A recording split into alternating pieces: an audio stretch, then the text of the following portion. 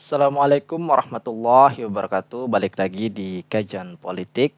Hari ini kita mendapatkan informasi yang sangat menarik ya teman-teman. Kali ini kita akan menyimak Q&A dari Bapak Kejagung ya tentang yang lagi rame kasus-kasus besar korupsi ini. Sampai Bapak Kejagung ini ST Burhanuddin ya, sampai diiming-iming 2 triliun. Gimana teman-teman, kita simak aja videonya.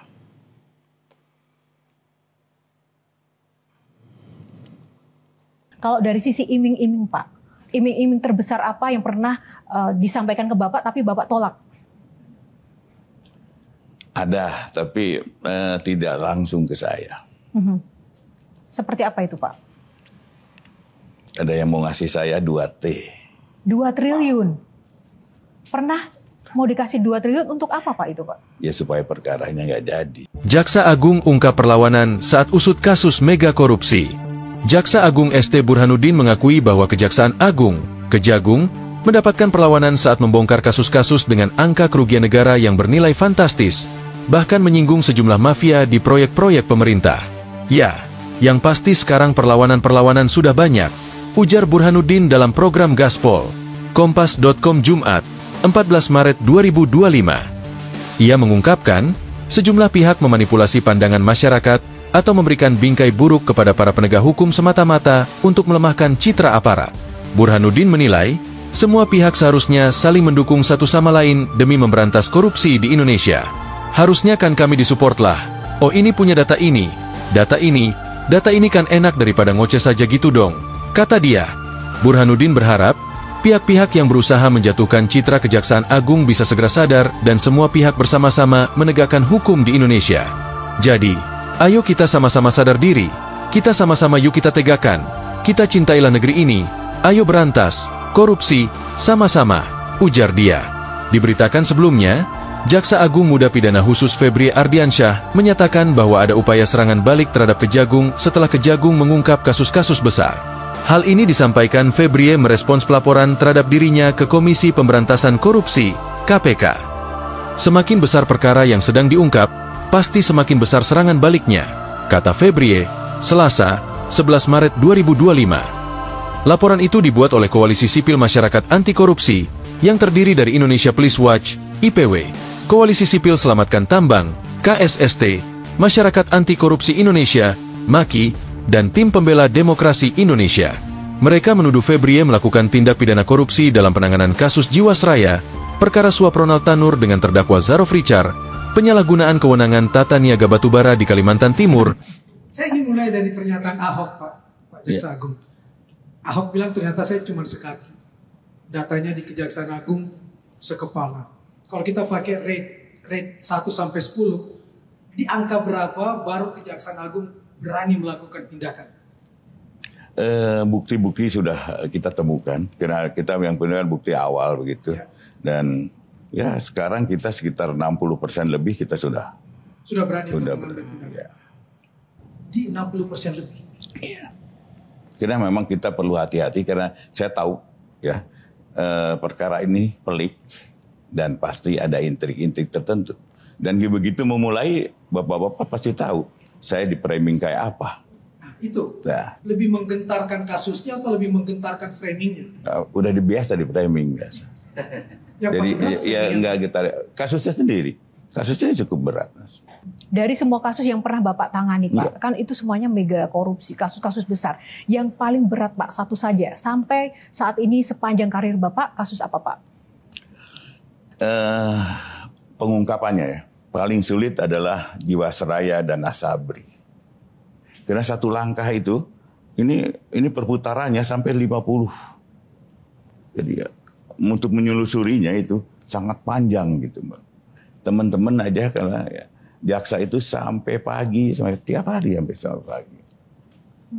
Kita gimana mengungkap ini begitu sulitnya. Kalau perkara gratifikasi sih mudah-mudah aja. Yang selalu menarik sebetulnya kenapa publik memberikan apresiasi. Kadang-kadang kan kita suka dengar no viral atau no viral, no justice. Tapi yang terjadi dengan kejaksaan sebetulnya justice dulu baru viral. Agak kebalik gitu ya. Saya jawab dulu nih, Ya. gini. Saya itu orang Sunda yang punya prinsip ya, China herang, laukna menang. Jadi kami tidak mau ribut dulu, tapi yang terjadi ini loh, saya punya hasilnya ini. Itu prinsip itu saya bawa Kang Maman, Kang Soleh. Kenapa? Sangat bagus lah untuk penindakan. Jadi nggak usah ribut dulu, nggak usah teriak-teriak dulu, tapi hasilnya yang utama. Pernah nggak Pak secara pribadi saat merasa, waduh nih kalau kan kita nggak terlalu tahu ya pada awalnya petanya seperti apa gitu. Putarannya bisa 50 kali gitu. Ya. Suatu saat kemudian karena jejaring tertentu, wah saya harus menanggung akibatnya gitu.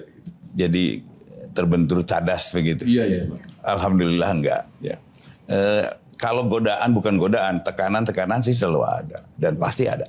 Di dalam penegakan hukum nggak ada ya. Paling besar Bohong tekanan. Pak, kalau tidak ada Paling tekanan. besar tekanan yang pernah Bapak alami apa Pak? Satu saja Pak.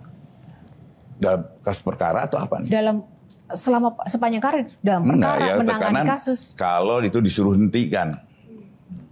Itu adalah. Berarti ketika disuruh Tapi menghentikan tidak kasus seberapa saya lakukan. ada ancaman dong Pak. Ancamannya pernah diancam seperti apa Pak? Pernah datang seorang militer ke sini.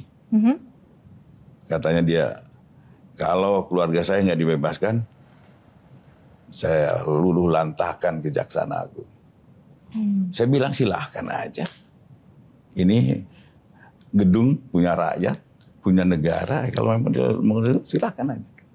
Kemudian ada dalam penanganan perkara sawit pernah ada juga. Yang sawit yang lama ya. Gitu. Ini di belakangnya bintang 3. Ya suruh datanglah ke sini. Saya mau ketemu orangnya.